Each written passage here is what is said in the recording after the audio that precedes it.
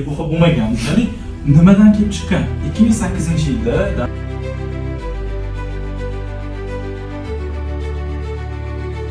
Tramp o'zini aytganini qilyapti. Bu narsa nima bo'ldi?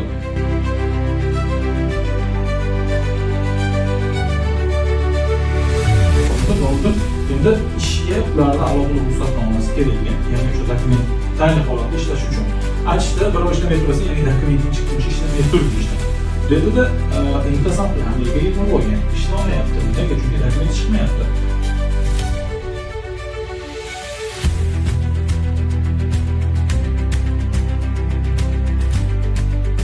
Mahsulotlar aynan tovar birjasi orqali savdo qilinadi. Shakar deysizmi, yog' deysizmi, un deysizmi, aynan asosiy katta o'tin qismi u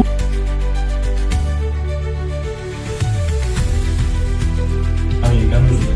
Sampuliga bir marta $1,800 investitsiya Amerika kirgizyapti. Endi oyiga $4,000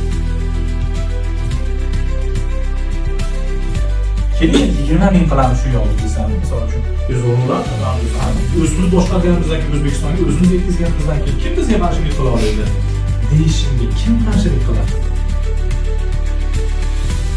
Amerika shunaqa degan. Agar xalq boy bo'lsa, davlat boy bo'ladi. Davlat boy bo'lsa, sport qudratli bo'ladi degan.